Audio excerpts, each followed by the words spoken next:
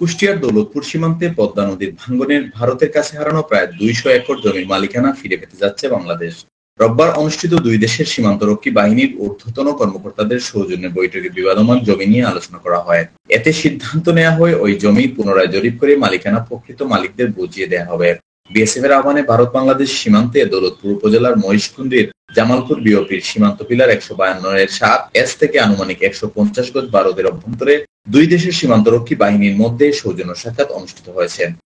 বিজিবির ৪৭ ব্যাটালিয়ন অধিনায়ক lieutenant colonel PSC Mohammad Mahmud Morshed Rahman সৌজন্য বৈঠক অনুষ্ঠিত হওয়ার বিষয়টি নিশ্চিত করেছেন।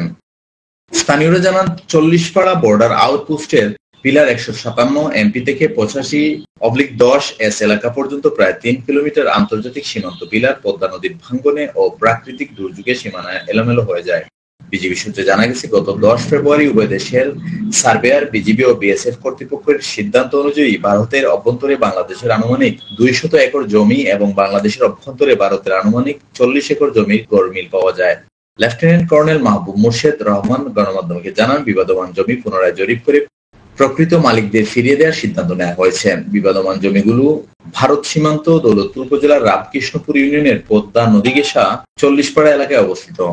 তিনি বলেন, রুটিন মোতাবেক নিয়মিত সৌজন্য সাক্ষাৎ রোববার অনুষ্ঠিত হয়েছে। গত ১০ ফেব্রুয়ারি সার্ভেয়ার বাংলাদেশের পাওনা প্রায় ২০০ একর জমি ও ভারতের পাওনা প্রায় ৪০ একর জমির গড়মিল পাওয়া যায়, যা আগামী অক্টোবর মাসের সুবিধাজনক সময়ে উভয় দেশের সার্ভেয়ার, বিজিবি ও বিএসএফ এর উপস্থিতিতে পুনরায় জরিপ করে জমির প্রকৃত মালিকদের কাছে হস্তান্তর করতে উভয় ব্যাটালিয়ন কমান্ডাররা মত দিয়েছেন।